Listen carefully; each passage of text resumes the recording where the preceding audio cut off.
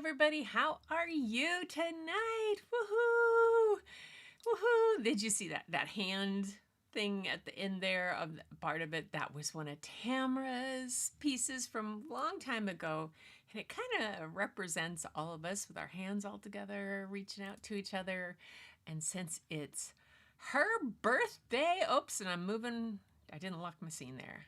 I had to redo everything, lock over there. So I had to redo everything. So things are there. All right. So let's pull the comments over here so I can say hi to everybody.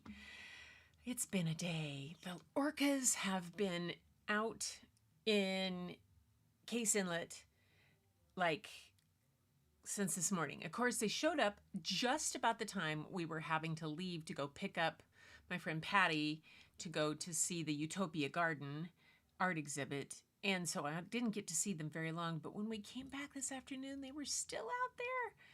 People were yipping and yaying. Anyway, there is Linda waiting for bucket filling time. And, oh, ice cream. I thought about ice cream today. I thought about it. Didn't have it. Let's see. Linda's, of course, checking in with everybody. And Tamara, yay, you just got back from your walk in the forest. Happy birthday, Tamara. Thank you, Linda, for that like button reminder. Appreciate it, everybody. And there is Fatima, Travel Dreamer 46. Well, I have rain now. Tornado watch in effect, but not a problem. So happy. Hey, I was on a call yesterday afternoon with my bunch of my people that I do content creation coaching with, and Paul called in, was on the thing, this guy, he's in Portugal. He's usually in the UK, but he was in Portugal. At 11 o'clock at night, it was still 40 degrees centigrade, Celsius, whatever. That means it was 104 degrees at 11 o'clock at night. And they have terrible wildfires, and the wildfires came a month early, and the smoke, it's just horrendous, and it's so hot. I just was like, oh my gosh. So there's Travel Dreamer, and Sonia's here. RVDJ, yay, nice to have you here. What would you do for a Klondike bar? And Susan, SJ Pouring Color. Okay, while you guys, I'm checking in, I'm going to do one last thing because I'm going to check. I checked email just beforehand, and I didn't see any more art come in, other than I have Tamara's. No, that was a long time ago. This, nope, no message select. Inbox. There we go. All right, be that way. Searching inbox. Okay. I didn't see any more come in. Nope. That's family stuff. No more came in. From the ones I have Bonnie's, I have Madonna's, and I have Tamara's. Yes. Cool. And yep. So that's what we've got. Susan, whatever I can do. Yes. There's Susan. Thanks for coming. And Madonna. Hi, Madonna. Yay, I'm glad you're here. And I got to open everybody's emails kind of and remember the stuff that you wrote about things. Lupe's here. Lupe, I was watching the thing that you did, the happy birthday or the pour that you were doing for, not for happy birthday, but for Linda.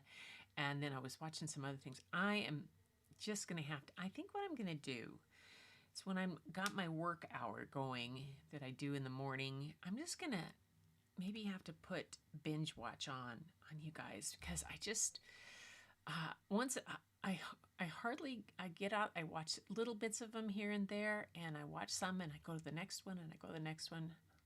I've been going to bed early so that I'm not up so late binge watching, which is better for me, but not so good for getting to see everybody's stuff. And you would eat pickles for must not like pickles. And Tamara, Lupe's saying hi to everybody. And it's so good to have everybody here, just checking in. Nice. So, like I said, today has been such the day. The orcas were phenomenal. Um, and wait, what? It's Tamara's birthday. Yeah. Tamara's birthday is the 20, what are we? We're on the 25th here, but it's the 26th where she is, and her birthday's on the 26th. So it worked. I think I got that right. I could be wrong, but who knows? And there's Angie, Crunchberry's Playhouse. Yay. Boy, Brian's pour tonight was cool. That was way cool. And Angie, the whales are just having a hoot of a time around here. They were up at Treasure Island up by Allen at my sister's last night. And then this morning they came by us and we left. And it looked like they were going to head up around. And we stopped by some friends to pick something up over not too far from us that they looked toward McNeil Island and had seen them. They had seen them there, but then when we got back here, they were back over here, and then they were starting to head down to Johnson Point. So it's been crazy. Let's see, Crunchberry's Playhouse. There, everybody. My gosh, cannot type. Angie's super exhausted tonight. Cannot type. Yay. Put on your jammies for story time so you can fall asleep. Yes, 26. See, I was right, Tamara, tomorrow. So her birthday, for those of us that are here in the northern hemisphere or where we are now, it is today, the 25th, but it is where Tamara is. It is tomorrow in Australia, so it is her birthday. And all set with that 81 today. We mowed and sawed and mowed some more. Yeah, I'm just grateful for the weather that we have. At my daughter's house, it was 108 in Mesa today, and they had warnings wanting people to stay inside and that the air quality was not so great. Yeah. Yes, it was very exciting, Madonna, yes, to see the orcas. It's just of course, they're so far away I can't photograph them because they were way out there, but they were frolicking. You could tell they were pew, pew, pew, blowing and sacking and they were just having a fun. They've been having fun. Anyway, so as a matter of fact, let me grab something and push it back over where it's supposed to be, and then I gotta pull something back up in front. Boom. Oh, it didn't pull me back up in front. There we go. Okay, comments, reaction, gets back over there. I have to move my windows around so that I can talk to everybody and still see. So today, to start off with, we have show and tell from a few people, and I thought we'd get on to that. And I'm just checking to see if anybody else sent anything. You're in the future, yes. I'd be dead. Oh yeah, like I was telling you, my friend in Portugal, he when we were on, and it was yesterday at like 2 o'clock in the afternoon for us, and it was 11 o'clock at night for him, and he doesn't have air conditioning, so it was 40 degrees Celsius, which is 104 degrees, and so he had these big fans set up, and he had a bucket of ice in front of each fan. This is like, that's what I used to do when we were kids. We used to have to do that. No more desert for you. Yeah, I'm over here. So over there, I'm still 60. Oh, so over there, you're still 63. Tamara's looking at it like, oh, okay. I'll just go where the tribe is, and the bucket filling brigade, I'm still 63. That's awesome. Anyway, let's cruise on for...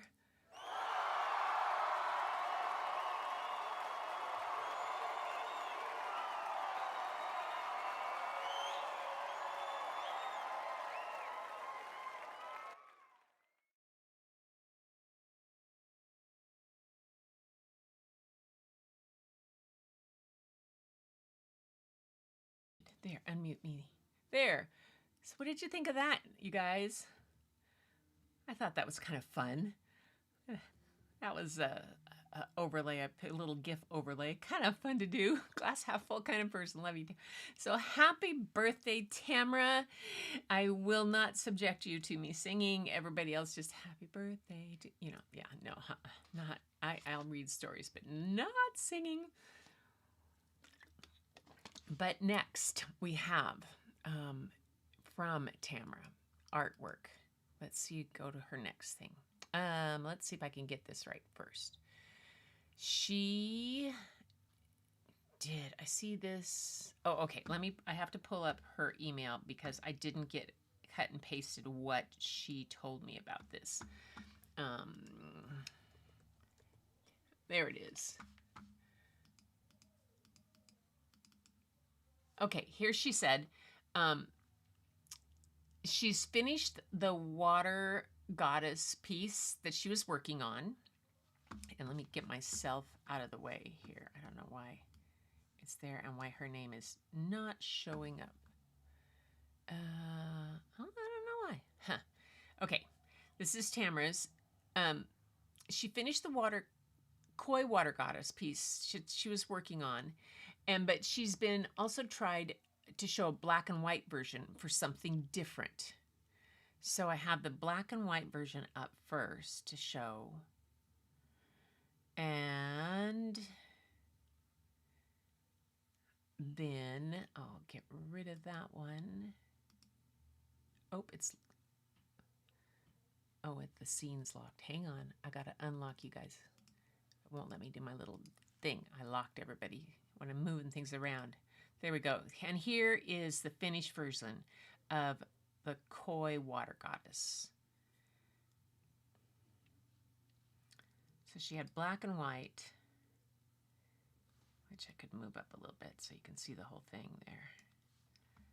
And then she has the color. Both very cool. Very, very cool.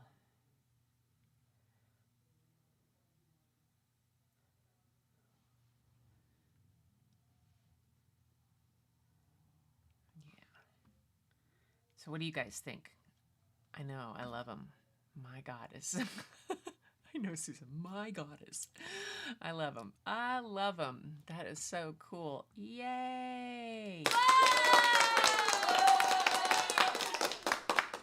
Next, we have Madonna. So this is one of the paintings I asked you for. She asked me for permission to use my photo as a reference.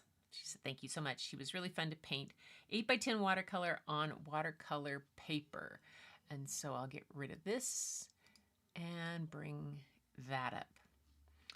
So Madonna had asked me if she could use one of my photographs, the one of the bee kind of outside on the one of the flowers I have. I think you got it. Did you find it on my website? Is that one of the ones I had on my website? It might be.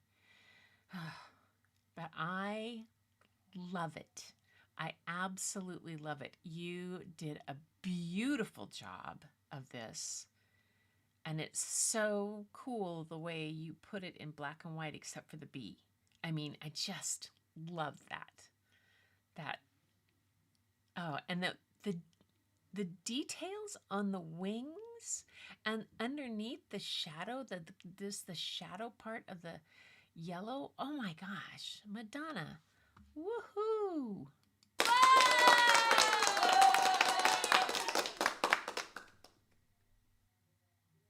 Yeah. Okay.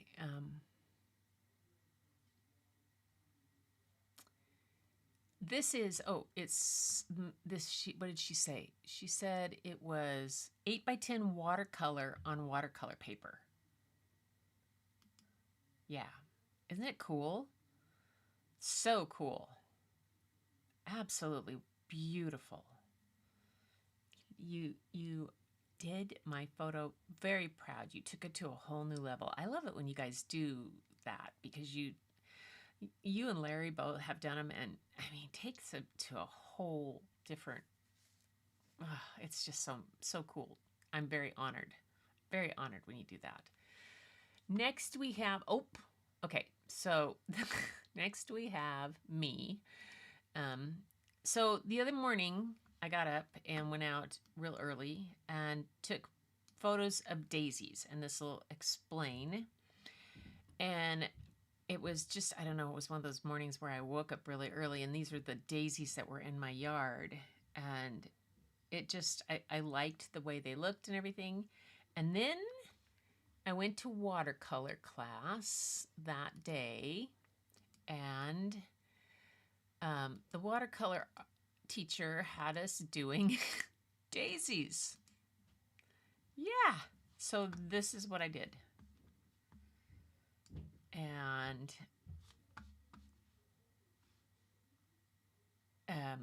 I it was my first ever attempt using masking fluid. Masked out the daisy first, and then it's not quite done. The center's not quite done, but it was done enough to show. And it still has washi tape around it.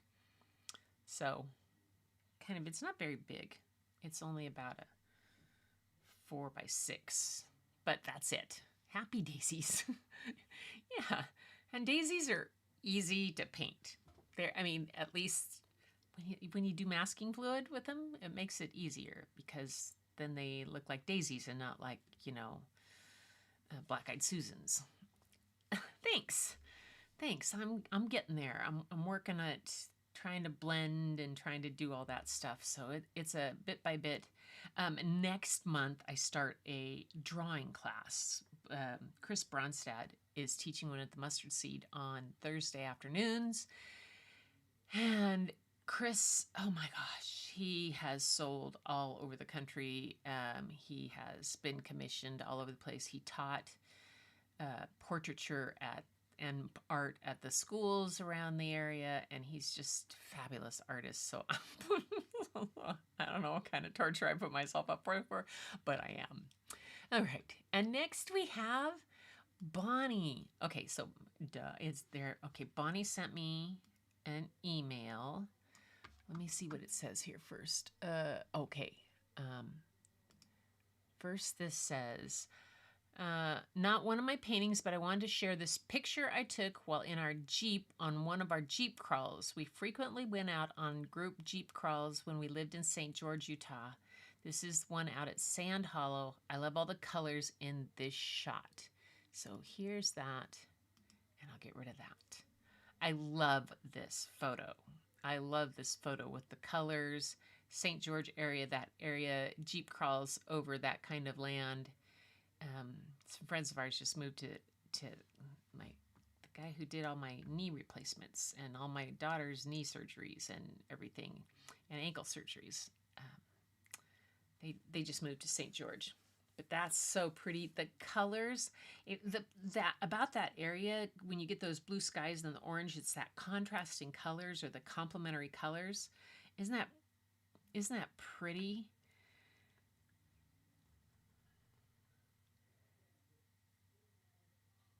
Yeah.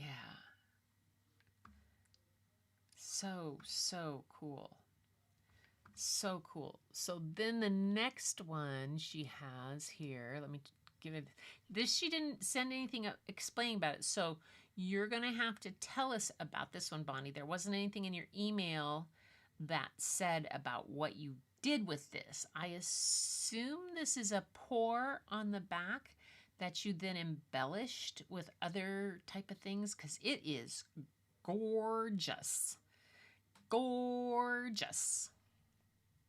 Absolutely gorgeous. So cool. So tell everybody in the chat what it is that you did to make this so gorgeous. I mean, that star, the planets, the whole bit. And again, the complementary colors that you used in this are just so cool. Oh, is it up on our YouTube channel? Oh, cool. Oh, is Bonnie not here? Oh, bummer. Well, anyway, and so next, where am I? I lost track of where I am. And then here, I'll get there. So this next one is one of her pearl pours that I embellished with a cute little mermaid titled Under the Sea. And here it is. There we go. Look at that pearl pours. Look at those purple. Oh, really, Linda?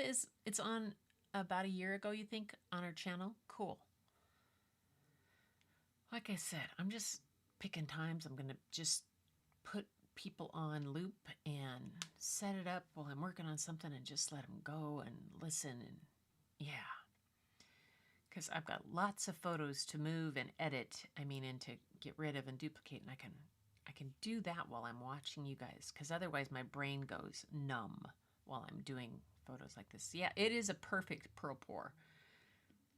When I was at Fluid Art Experience, that was the class I took from Tara, from Artistry by Tara. Yeah, and that was a fun class to do. It was beginning pearl. She was really a lot of fun.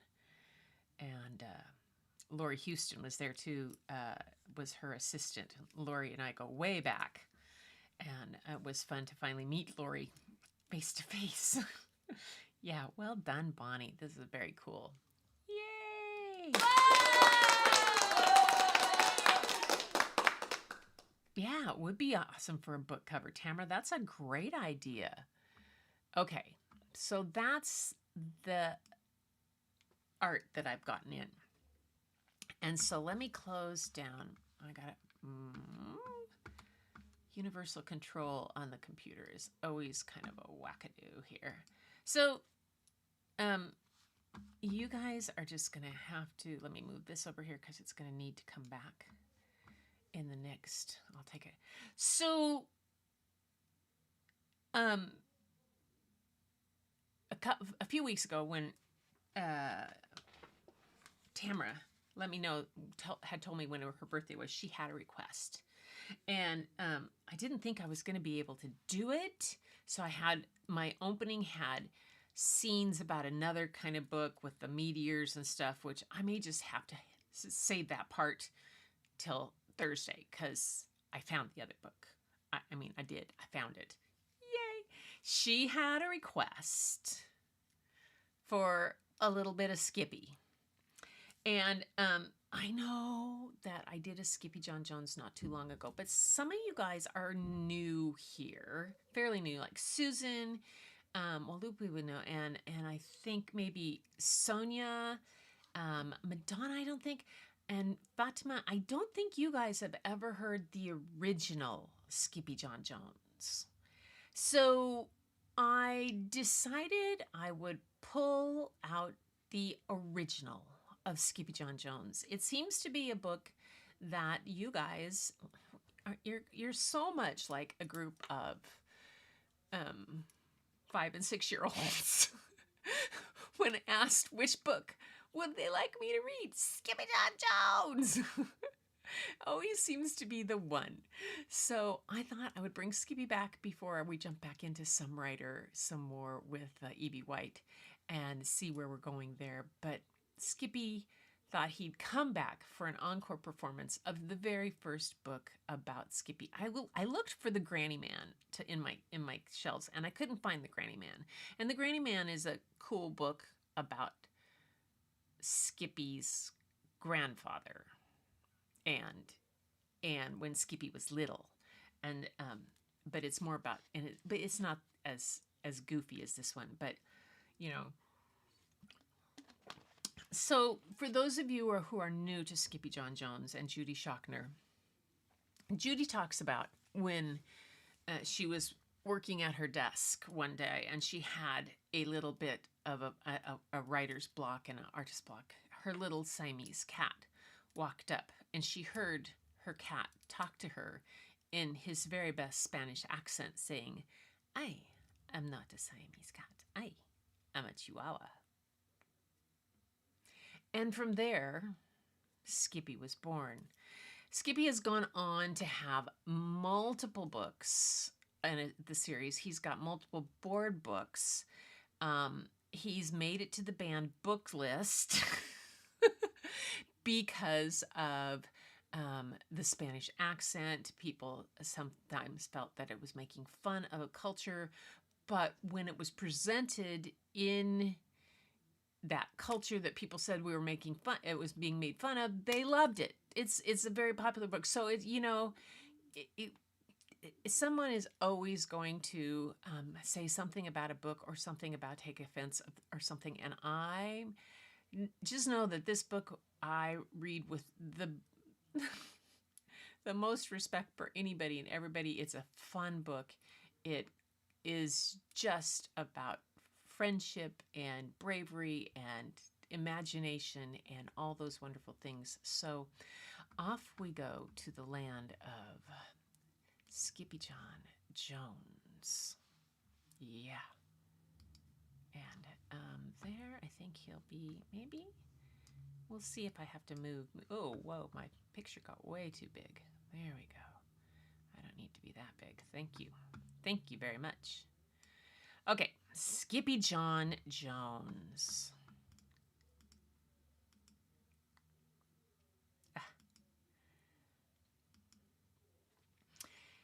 Every morning, Skippy John Jones woke up with the birds. And this did not please Mama Junebug Jones at all. "Get yourself down here right now, Mr. Kitten Britches," exclaimed Miss Mama Junebug Jones. Let me make this just a little bit bigger so I can see better, you guys. Hang on. There we go. Oops. I just did something wrong. Google. Hold on. Hang on. Let me fix something, you guys. And I will start over. I hit the wrong key and did something wrong with that. So let me do this, and this is to go to, I'm on Kindle. There it did. There we go. There we go. I fixed it now.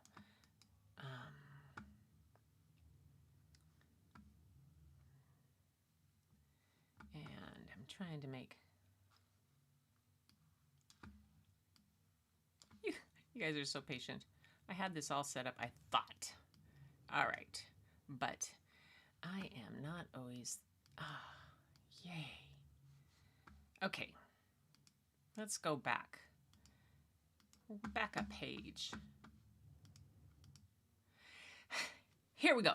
Let's start over. Skippy John Jones by Judy Schachner. Every morning, Skippy John Jones woke up with the birds. This did not please his mother at all. "Get yourself down here right now, Mr. Kitten Britches," ordered Mama Junebug Jones. "No self-respecting cat ever slept with a flock of birds," she scolded, "or ate worms, or flew, or did his laundry in Mrs. Doohiggy's bird bath." And the lecture went on and on as usual. "You've got some serious thinking to do before you leave this room, Mr. Fuzzy Pants," said his mother, "about just what it means to be a cat, not a bird, not a mouse or a grouse, not a moose or a goose, not a rat or a bat. You need to think about what it means to be a Siamese cat. And stay out of your closet," she added, closing the bedroom door. But once he was alone, Skippy John Jones began to bounce and bounce and bounce on his big boy bed.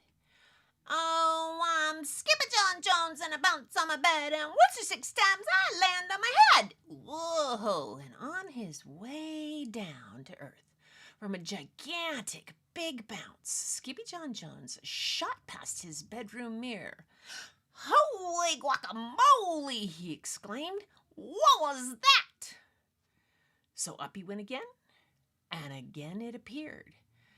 And using his very best Spanish accent, he said, "My ears are too big for my head.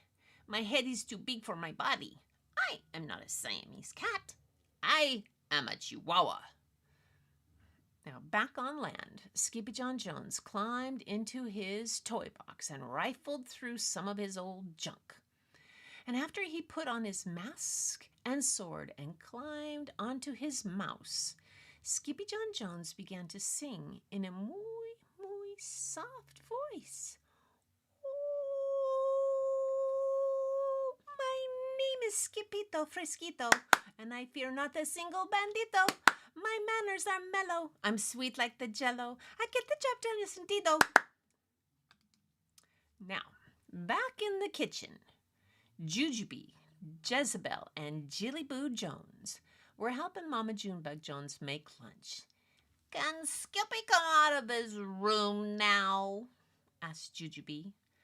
"No," answered Mama Junebug Jones. "Mr. Fluffernutter is still thinking." In fact, Skippy John wasn't thinking about being a Siamese cat at all. With a walk into his closet, his thoughts took him down a lonesome desert road far, far away in Old Mexico. Not long into his journey, a mysterioso band of chihuahuas appeared out of the dust. "Ay caramba! Who goes there?" asked Skippy John Jones. "We go by the name of Los Chimichangos," growled Don Diego, the biggest of the small ones. "Who are you?" "I am El Skipito, the great sword fighter," said Skippy John Jones. Then the smallest of the small ones spoke up. "Why the mosquito, dude?" asked Poquito Tito. "I go incognito," said Skipito. "Do you like rice and beans?" asked Pintolito. "Oh, see, I love mice and beans," said Skippy John. "He might be the dog of our dreams," whispered Rosalita. "Perhaps," said Tia Mia, "if he knows the secret password." Leaning toward Don Diego, El Skipito half sneezed, half spoke the secret password into the Chihuahua's very large ear. "Ah, ah, ah, Achu Pichu!" "Bless you," said Don Diego. "Gracias," said Skippy John. "Then it's true," decreed Don Diego. "Yip, yippee, yippito, it's the end of Alfredo Bozito. Skipito is here, we have nothing to fear. Adios to the bad Bumblebito." Then all of the chimichangos went crazy loco. First, they had a fiesta. Then they took a siesta. Oh.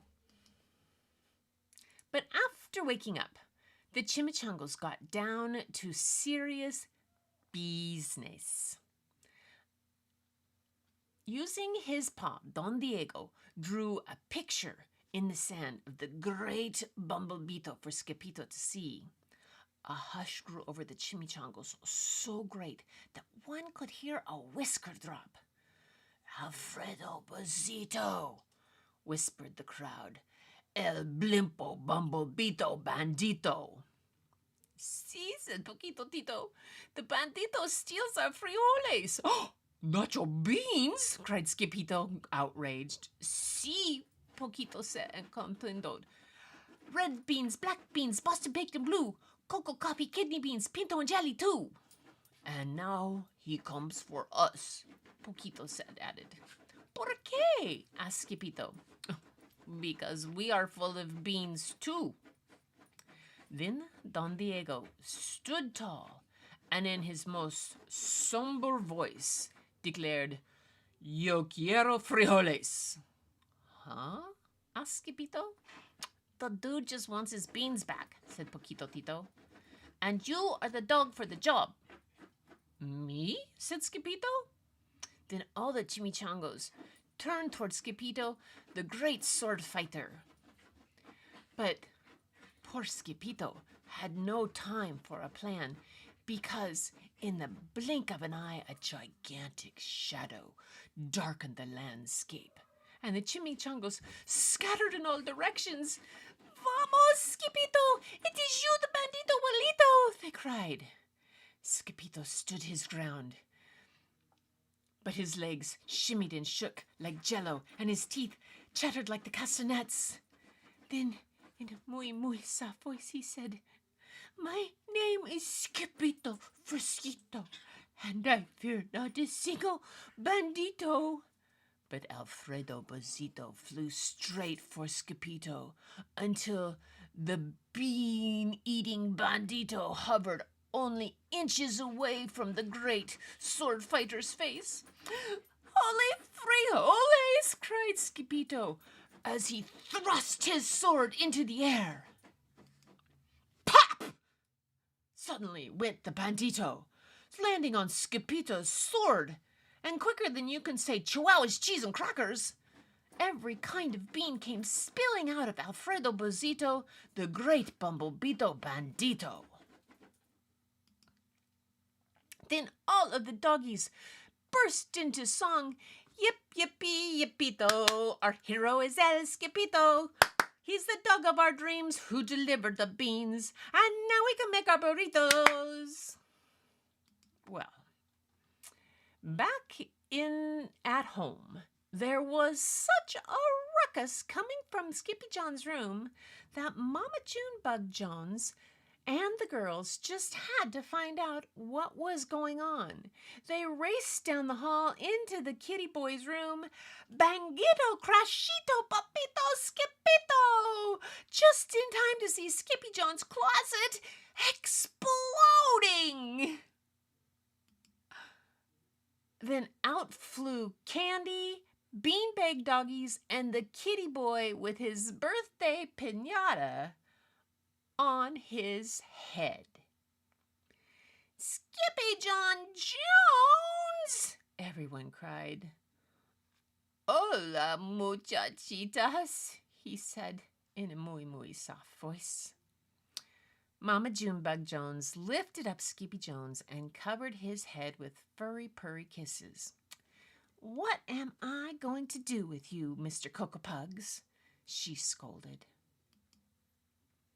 That night, when he was supposed to be going to sleep, Skippy John began to bounce and bounce on his big boy bed. Oh, I'm Skippy John Jones with a mind of my own, and I'll bounce on my bed for hours. I know I'm a cat, but forget about that. Say good night, Skippy John Jones, called his mama. Buenas noches, mis amigos, said Skippy John Jones. And there he is. In so many different ways. Oops. Yep, that's Skippy John. Quite the crazy character.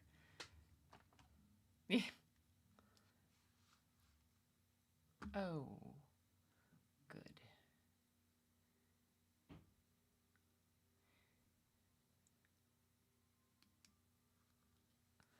Yes. All right.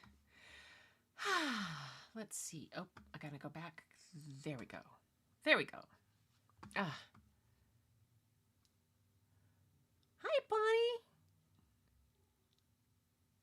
Okay. Let's see. Checking in. Love, love, love. Made me love the books even more. Is to my Siamese cat more closely, then yes, you should listen to your Siamese cat more closely. According to Judy Shockner, she's gotten several books out of her Siamese cats. The puppies are having a bath. They rolled in kangaroo poop. Oh no. Yeah. So her name was Julieta. She was my heart. Oh, how cool. Hi, Julia. Nice to have you here. Thank you for coming in. Oh my goodness. I've had them in gatos y gatas. It's been... Yay. I'm glad you guys, you like the snore. I always used to do that on that page when they take a siesta. I would fall asleep when I was reading it to the kids, pretend I was asleep, and I would start snoring, and they would all yell, Mrs. Shepherd, wake up! I would even have some kindergartners poke me, like, wake up! Oh, you have to have it. Judy reads it pretty good too. She has one on the author. She's pretty hilarious. I had her come to our school, and it was pretty amazing. I'm glad you like that. Oh my gosh, I looked down and it was like, oh my gosh, did it go back to live mode? And it was fortunately it published to the right page, but hadn't clicked. I gotta remember to do that. Okay, now hang on. I gotta get to the right. Nope, not that. There we go. That's not what I'm reading there. This is going to be, okay. So we're going to go on. Next, I'm going to take a sip of water. All right. We have a little bit of time for a chapter of some writer. And we left off after, let me get over here, pull this up. Yeah. So we left off at the beginning of chapter 12. What do our hearts treasure? And it was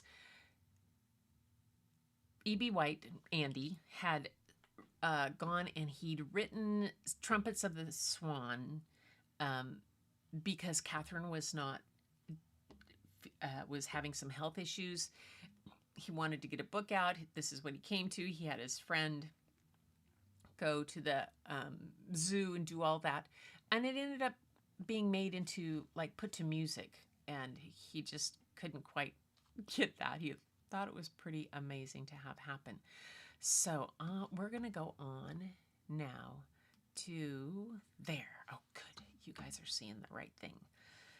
What do our hearts treasure? Chapter 12. Old age is a special problem for me. Let me see. There it is. Good. Because I've never been able to shed the mental image of myself, a lad of about 19. Yeah, I think we all kind of have that.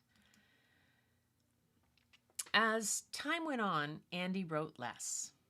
The Whites spent some winters in Florida, but living in Maine was anything but retirement for Andy and Catherine. In the spring, they planted gardens and tended to lambs, geese, chickens, and their broods. In the late summer, they cut firewood and hayed the fields. In the fall, they stored ripened pumpkins and stacked firewood for the winter. And then it was spring again, and there were newly hatched chicks to keep warm. And beyond the fields, sloping to Allen Cove, was Andy's small sloop, Fern. He wrote, "When I want some fun, I don't write. I go sailing." And that's Andy and Catherine on their farm in Maine. Oops. There we go.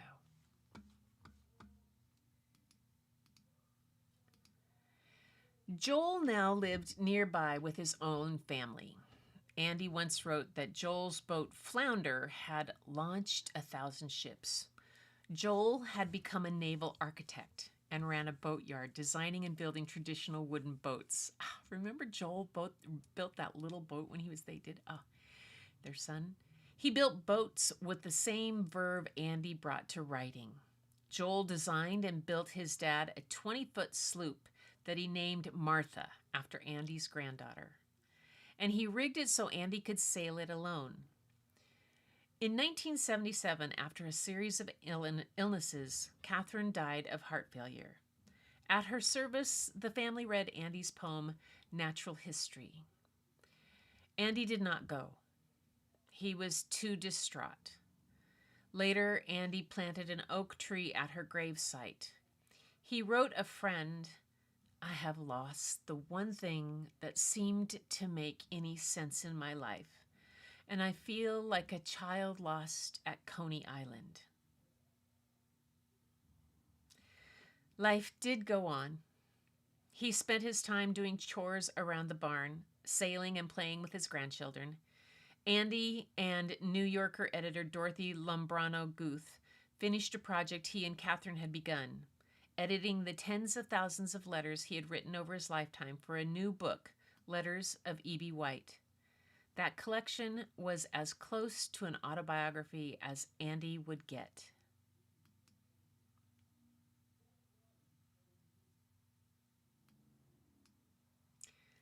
And that's the photographer Jill Krementz took this photo of E.B. White and Joel White in front of Joel's Brooklyn boatyard in 1976.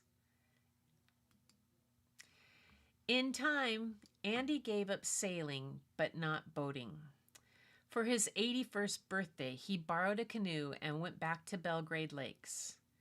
He wrote, The trip was a success. The weather smiled, and the canoe, which leaked only slightly, could have been called Summer Memories.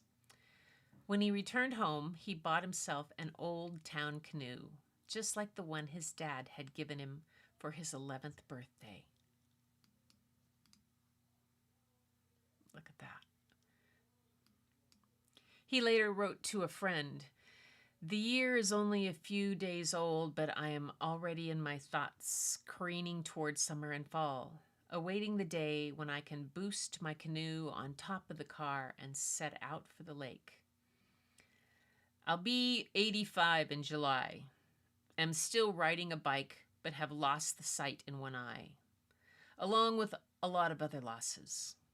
Last fall, I was tooling along on my 3-speed Raleigh when a coyote emerged from the woods and followed me. I don't think he was anything but curious, but it was kind of spooky to have a wild animal tailing me. I was probably his first octogenarian on wheels, and he just wanted to get a good look at it." I love the picture that Melissa Sweet did with the uh, with the coyote and him in the background there.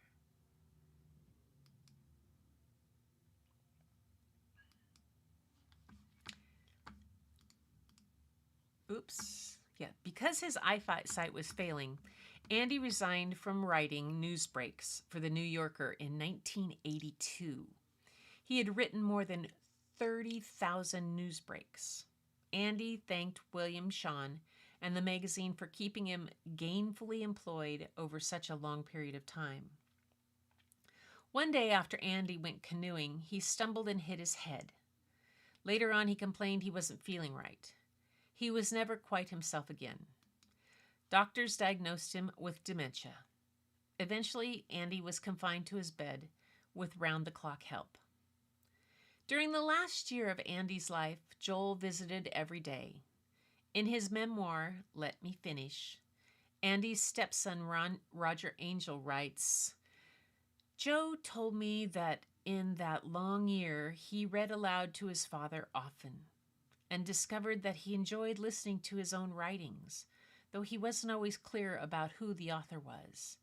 Sometimes he'd raise a hand and impatiently wave a passage away, not good enough. Other evenings he'd listen to the end, almost at rest, and then ask again who'd written those words. 'You did, Dad,' Joe said. There was a pause, and Andy said, 'Well, not bad.'"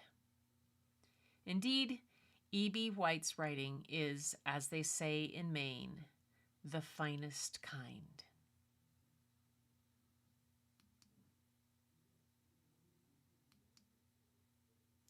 That picture is while visiting the White farm on August 18th, 1976 in North Brooklyn, Maine. Jill Kremitz took this photo of E.B. White on his rope swing, the same swing he describes in Charlotte's Web. I think we might. Sentences we hated to come to the end of. All that I hope to say in books, all that I ever hope to say, is that I love the world. I guess you can find that in there if you dig around. E.B. White died on October 1st, 1985, at the age of 86. He left instructions for his home to be sold. He did not want his farm turned into a museum. Ever since his childhood vow to never to go up on stage again, Andy had avoided public and private events, town meetings, weddings, graduations. So at his memorial service, Roger Angel reminded the congregation, if Andy White could be with us today, he would not be with us today. His obituary in the New Yorker read in part, White had abundantly that most precious and least learnable of writerly gifts, the gift of inspiring affection in the reader. Whether he was working on a poem, a cartoon caption, an essay, or a children's book, E.B. White felt it was the writer's obligation to transmit as best he can his love of life, his appreciation for the world. His friend and editor William Shawn said, even though White lived much of his life on a farm in Maine, remote from the clatter of publicity and celebrity, fame overtook him, fortunately leaving him untouched. His connections with nature were intimate and ardent. He loved his farm animals, his neighbors, his family, and words.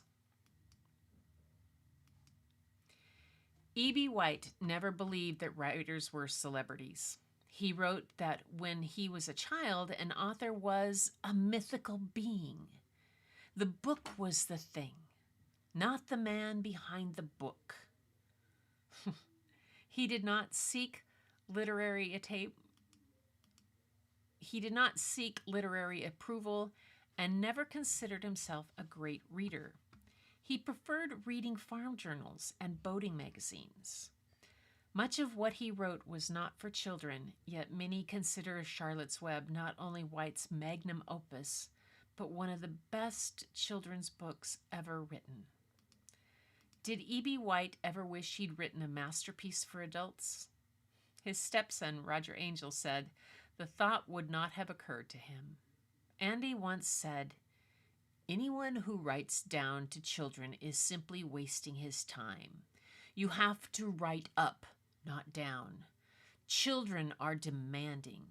They are the most attentive, curious, eager, observant, sensitive, quick, and generally congenial readers on earth. Children are game for anything. I throw them hard words and they backhand them over the net. In his essays, White wrote about the environment, racism, world government, and other complex topics with a keen wit. He maintained he wrote by ear for an audience of one.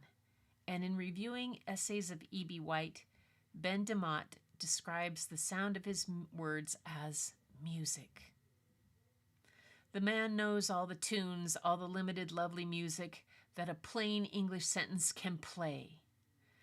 John Updike, who worked with Andy at the New Yorker, Catherine White was his editor, remembered how much more fun Andy seemed to have than the rest of the younger staff. Not loud or obvious fun, but contained, interning fun. But there were a few critics along the way. And not just young readers wanting to know whether Stuart Little ever found Margallo.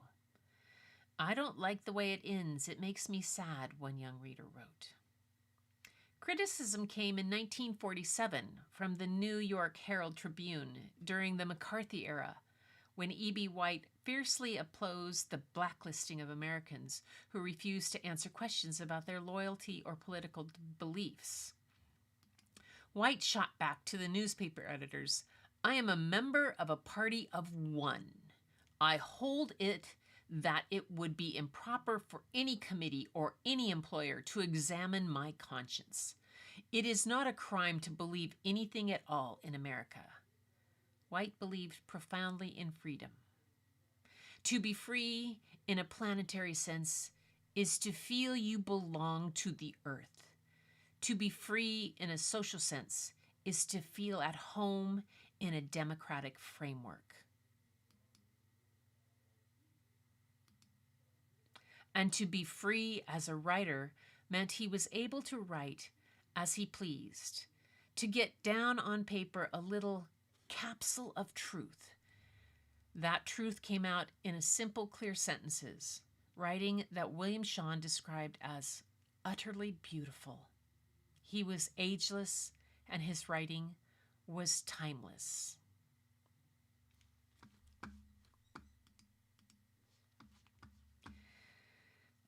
Sailors have an expression about the weather. They say the weather is a great bluffer. I guess the same is true of our human society. Things can look dark. Then a break shows in the clouds. and all is changed, sometimes rather suddenly. It is quite obvious that the human race has made a queer mess of life on this planet. But as a people, we probably harbor seeds of goodness that have lain for a long time, waiting to sprout when the conditions are right. Man's curiosity, his relentlessness, his inventiveness, his ingenuity have led him into deep trouble. We can only hope that these same traits will enable him to claw his way out. Hang on to your hat, hang on to your hope, and wind the clock, for tomorrow is another day.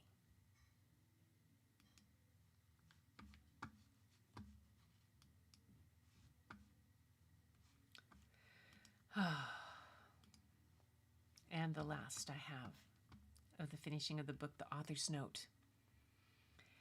This is from Melissa Sweet. It has been ambitious and plucky of me to attempt to describe what is indescribable. But a writer, like an acrobat, must occasionally try a stunt that is too much for him.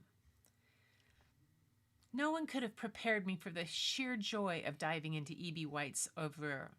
In reading his children's books, essays, and letters, I felt as White wrote about his time in Maine as a child sees, feels, and listens. When I read his introduction to A Basic Chicken Guide for a Small Flock Owner, I gained specific insight as to how to approach the book I was trying to create. White writes that he has been devoted to hens since 1907, and how as a boy he felt the miracle of incubation and the awe of an egg piped from within after 21 days. He offered practical guidelines for would-be chicken owners. Be tidy, be brave, walk, don't run. And though his words pertain to chickens, I found them to be sound advice while writing this book. There are moments and days of discouragement. There are other moments and days which are richly rewarding and exhilarating. In Maine, much of the landscape as E.B. White knew it still is there. Arrested in time, canoes skim across lakes, sailboats cruise into harbors, long blue shadows appear on winter afternoons. All the minuscule details are here too. Moxie soda and tiny birch bark canoes are still for sale. A cavatica can still be found in barn doorways. For years, readers have wished they could see where E.B. White lived, to follow his footsteps in the dung and the dark of the barn. But he would discourage it. There's a saying in Maine, "You can't get there from here." His granddaughter, Martha White, suggests that to get to know her grandfather, to find his boundless and gallant capacity for wonder, take a ride on a train, visit Belgrade Lakes, or sail or paddle in a boat of any size. Even better, read anything he wrote. It's all there if you dig around. Salutations, Melissa Sweet. And about this art, she says, I set out to capture two things as I began the art for this book. The sense of place in White's writing and the small, vivid details he describes. In researching this book, I visited Cornell University and saw the landscape of Ithaca. I traveled to New York City, to Maine's Belgrade Lakes and the Blue Hill Peninsula, drawing and photographing along the way. White's barn and the bits and pieces one might find in a barn in Maine inspired my materials: snippets of wood, baling wire, screws and nails and fastenings, a box of vintage office supplies, old paper clips, labels, and cellophane tape, which I imagined were akin to what might have been in stock at the New Yorker's office, along with pieces of old books, handmade papers, watercolors, pencils, and a manual typewriter to type White's quotes, provided a rich toolbox. Finally, because eggs in all their guises occur so often in his writing, in forewords, essays, and Charlotte's Web, of course, The front end papers are a collage of White's writings about eggs, and both the back and front end papers depict real goose eggs that were laid during the spring I began the art. As E.B. White wrote, all beginnings are wonderful.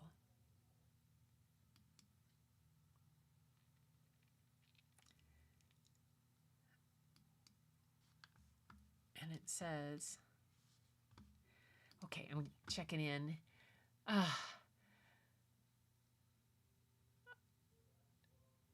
This was all I wanted to do. Oh my gosh, Tamara, that is so cool.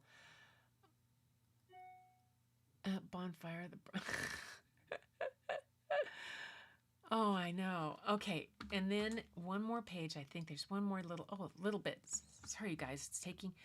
Finish this up. An afterword by Martha White, so the granddaughter of E.B. White.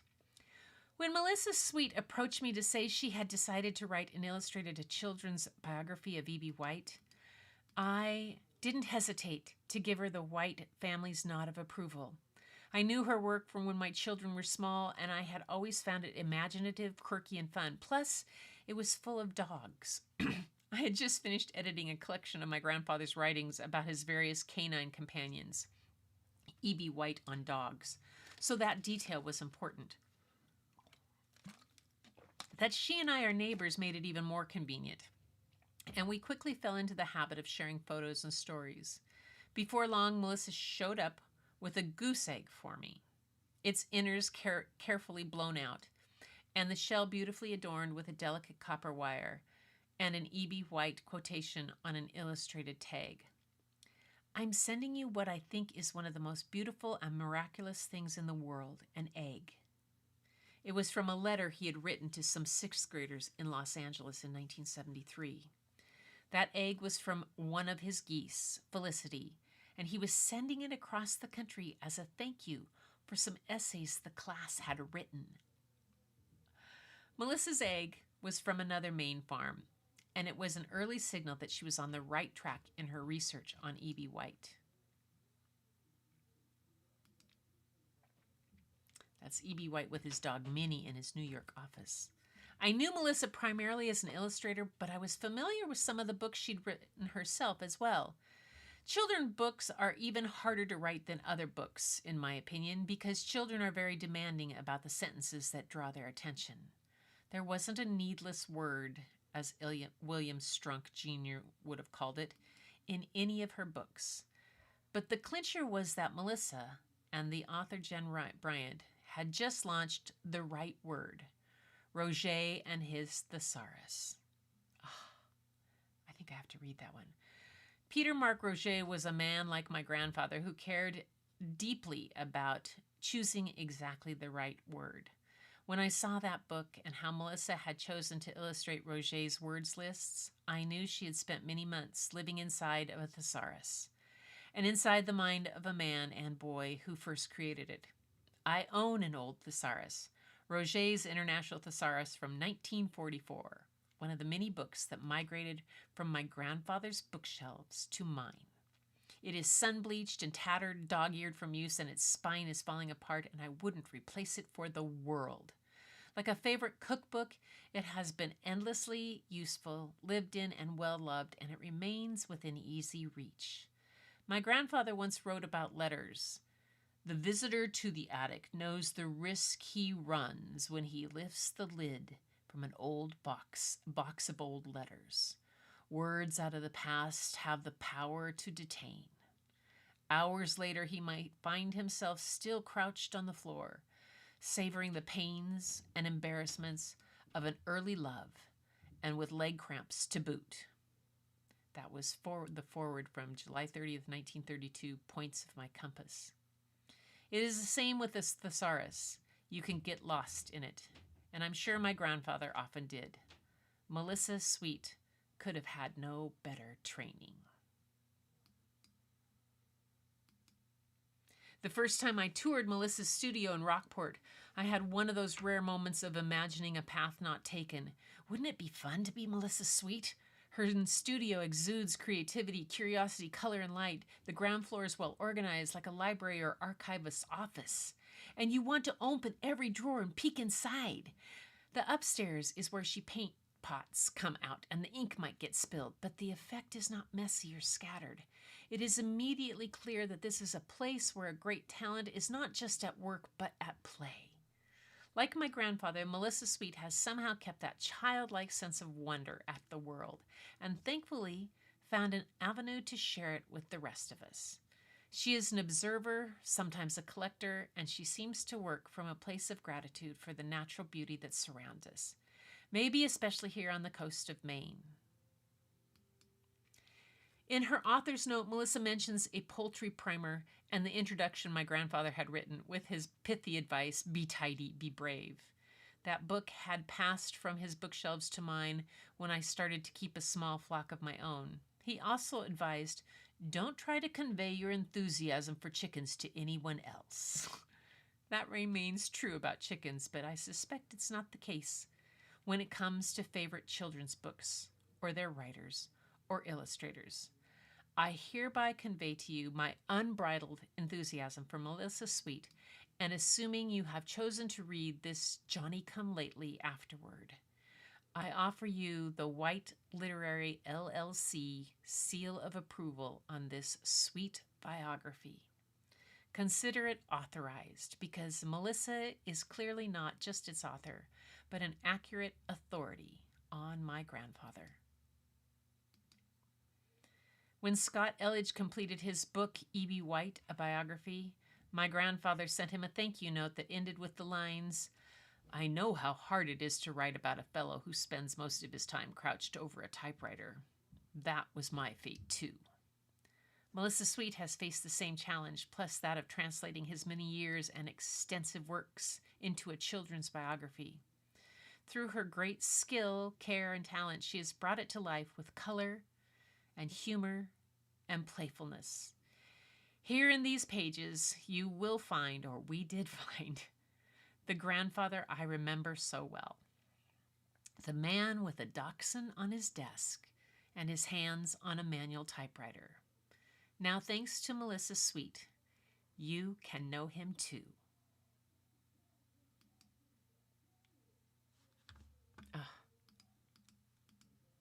There is some more of the pictures. Look at him, E.B. White and his dog, Sunny, Susie, photographed in 1973 at his writing desk. And that's with his dog, Jones. So there is so much that was put into this book. The photographs. There's the patience and fortitude, the lions on the front of the library. Oh my gosh. So she has all of the quotes back in here and references in the back. Oh my gosh, you guys. I can't believe it. I know I went over. Whoa, hold it. I lost my picture. Where's my camera? Well, we'll just go up to here. I didn't put a camera in there. All right. So that's that.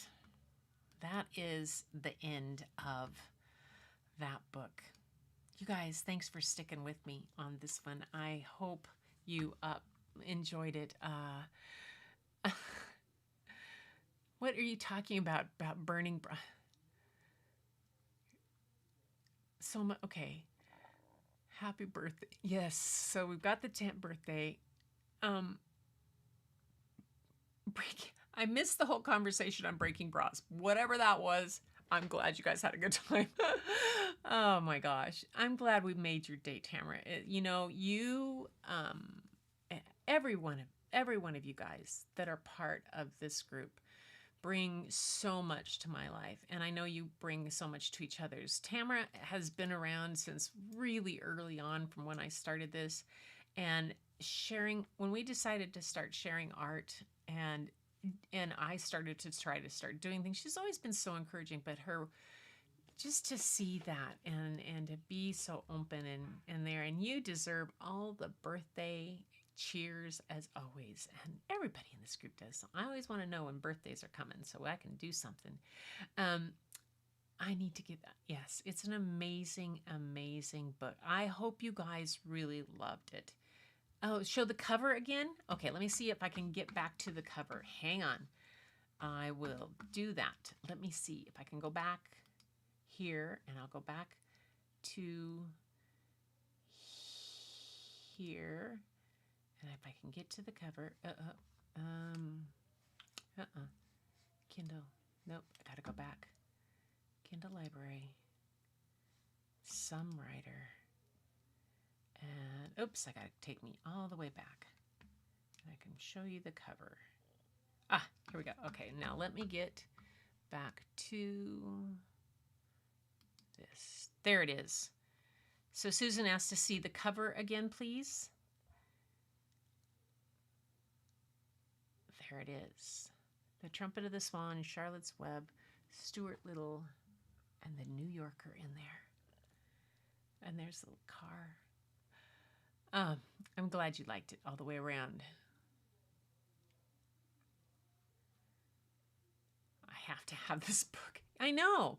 I ordered the A Matter of Style, the one that he did, the William Shrunk book that he was asked to do the forward, and then he did his own part to it. I ordered that one. It should be here tomorrow, I think. And I think I'm going to have to order this one too, because it's a book that I think,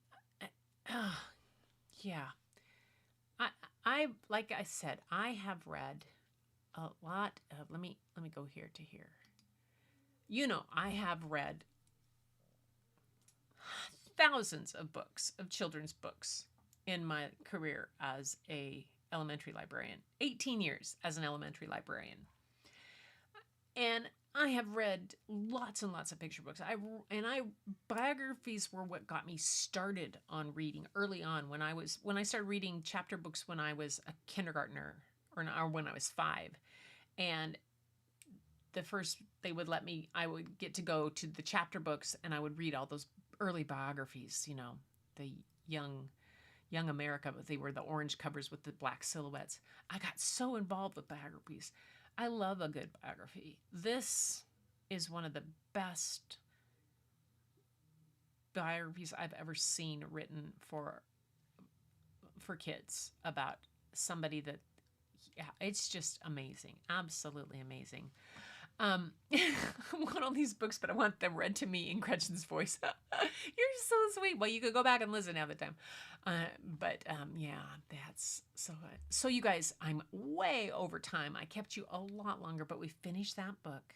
It's done. So I'll be back Thursday. I'll have stories for you. And then next Sunday, I'll be at a rodeo. So I'll set a book on to premiere for you at that time to come out, and so you can still talk to each other, and I'll set it as a premiere at 6:30 at the normal time. But I doubt if I'll be able to get on because unless who knows? I'll be in a rodeo, and I'll have grandkids all over, and it'll be fun and dusty, and I'll have my camera and all that kind of stuff.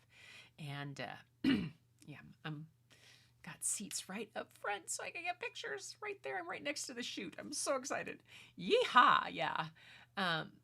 Better World Books, if you want to purchase loads of books through them, and they give back to literacy. Oh! Madonna, do you have the link to Better World Books? Can you put it in? Or maybe Linda has it. If you can't, you should be able to put it in. Madonna, I don't know. Better World Books. Let me just see if I can put it in. Better World Books. Ooh, there it is. Better World Books. Better World Books. Here we go. Come on. And let me get this. Copy. And see if I can paste it. See if it'll let me paste it. There it is. Better World Books. That's the link. There you go. Okay, you guys, I'm going to let you go. Enjoy your evening. It's late for some of you. You stuck it out. You know, we all let's just do let's just do this one more time here. That's it. Happy birthday. Yay.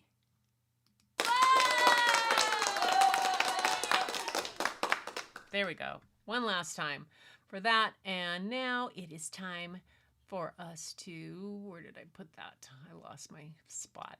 There I am. All right. Everybody, have a great evening. Have a great kickoff to your week. Have good days, wonderful days. Make, as John Wooden once said, make every day your masterpiece. And until next time, keep looking for the beauty hidden in plain sight. It's all around you. But go look in the mirror first, and you'll find it looking right back at you. And I will see you Thursday.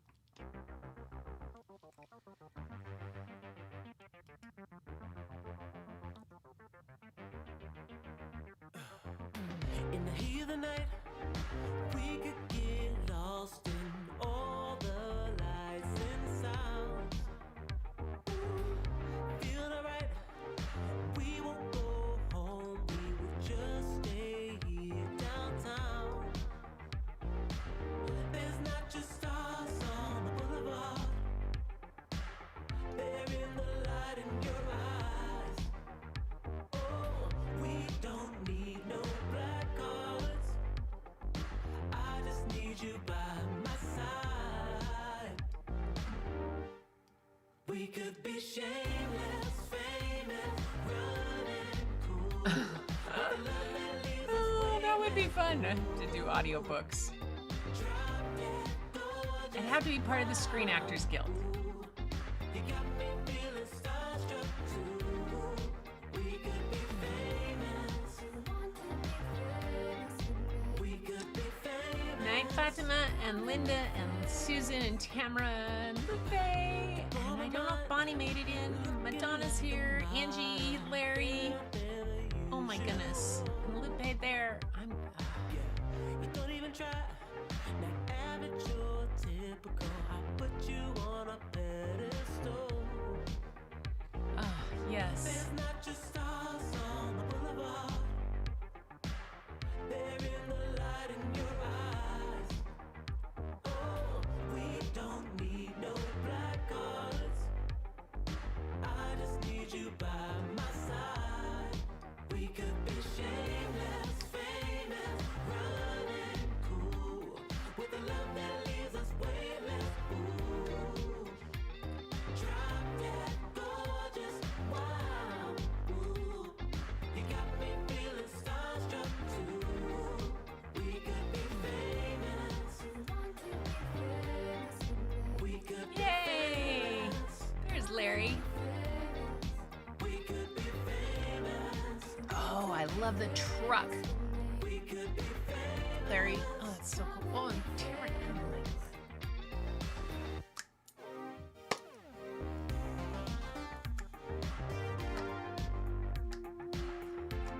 Dance time. Chair dance.